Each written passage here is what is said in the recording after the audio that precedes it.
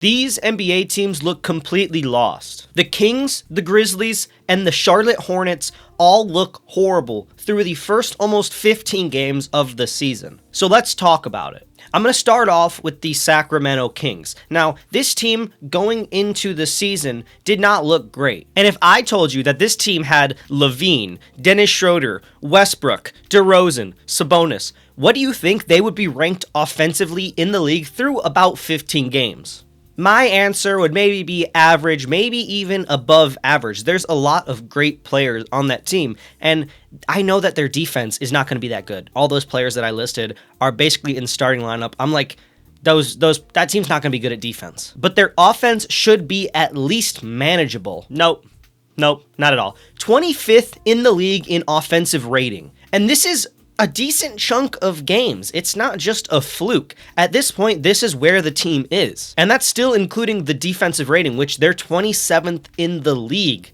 at defense. So you have an offensive-oriented team that sucks at defense, but also sucks at offense. I don't know what the plan is.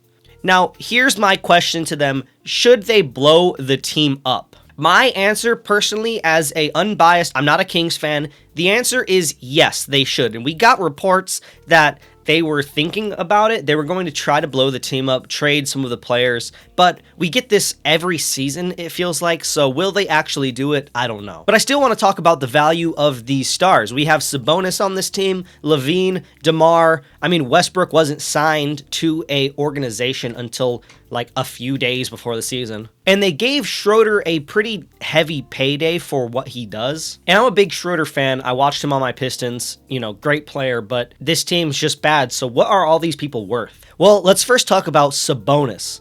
I don't know what his trade value is. Initially he got traded for Tyrese Halliburton. We know how that went. That is the worst trade that we've seen other than like the Luka trade in terms of value a few years later. At the time, it kind of made sense. You had Fox and Halliburton, but then you add Sabonis to this team, and now you don't have Fox or Halliburton, and you're just left with Sabonis. That sucks. But I think that they could definitely get a pick for Sabonis, maybe a young player. I don't know what teams are very interested in him. There's a few teams, like maybe the Bulls. They could pawn off Vucevic and maybe a pick or like 2 second-rounders. I don't know what his value is exactly. There's some teams that could use his offensive center capabilities.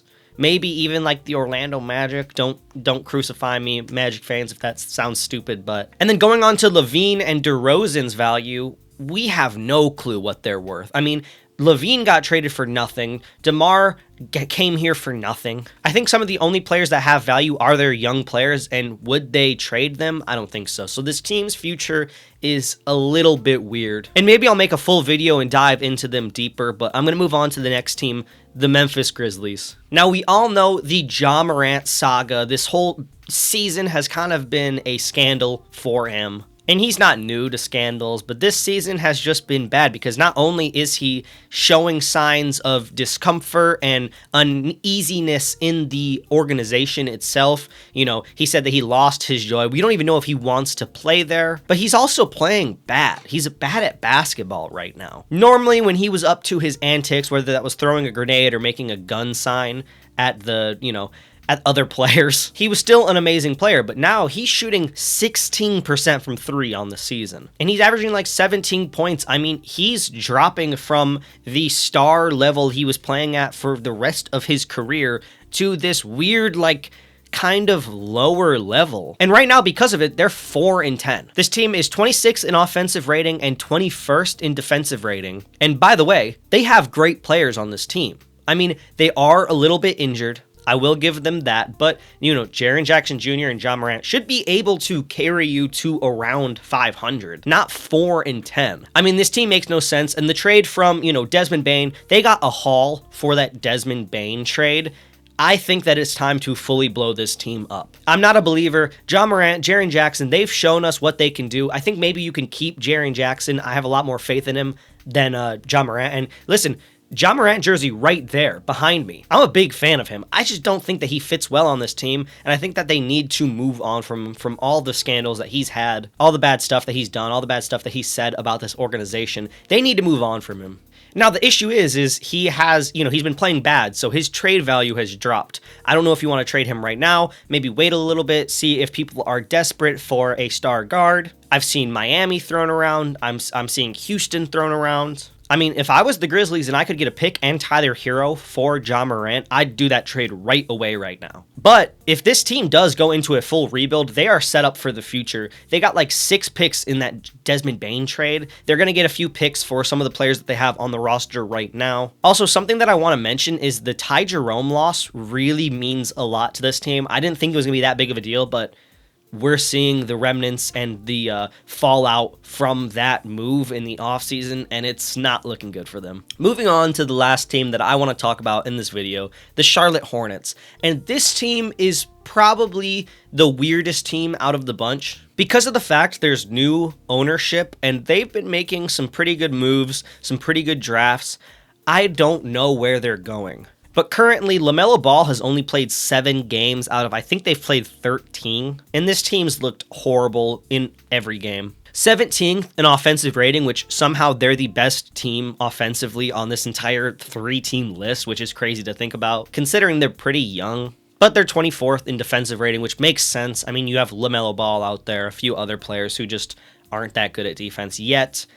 Their lineups just don't really go for that. They're a offensive-oriented team with LaMelo Ball at the helm, so I just think that they should be far better at this point in the rebuild than they actually are. I mean, when you have somebody like LaMelo Ball, your team should be above 500, especially in an injury-riddled East. So where can they go from here? Well, my first thought, and Charlotte Hornets, all the fans, let me know if you agree with me. Trade LaMelo Ball. I've been a big fan of the trade LaMelo Ball rumors for like 2 years now. Maybe slow this rebuild down a little bit. I saw the Kuzma rumored trade where it was Kuzma for Miles Bridges and a pick. So if you're Charlotte, you're getting a pick back and you're getting Kyle Kuzma, which, do what you want with him. Miles Bridges will make the Bucks a lot better, and you'll go down into another rebuilding year. Maybe trade LaMelo, get some assets. I don't know where he would go to. I know he wants to be an LA boy. I mean, that's been the rumor for like however long he's been in the league now. Maybe send him to the Clippers for some stuff. They're playing horribly. I think I made a video on them recently, so I didn't include them in this list. Also a team that looks completely lost, but let me know if you agree. Let me know if there's any teams that I missed. There is a few teams that just are going to be bad this season. We knew they were going to be bad. The Pacers come to mind. The Mavericks, I already made a video about. The Nets, we all knew these teams were going to suck. One of the more surprising teams that I didn't add on this list is the Celtics, because we know that Tatum is coming back. But still, they do look a little lost. I think that they definitely are going to have to make some big changes when Tatum comes back. But hey, we'll wait for that video. Thanks a ton for watching, and peace.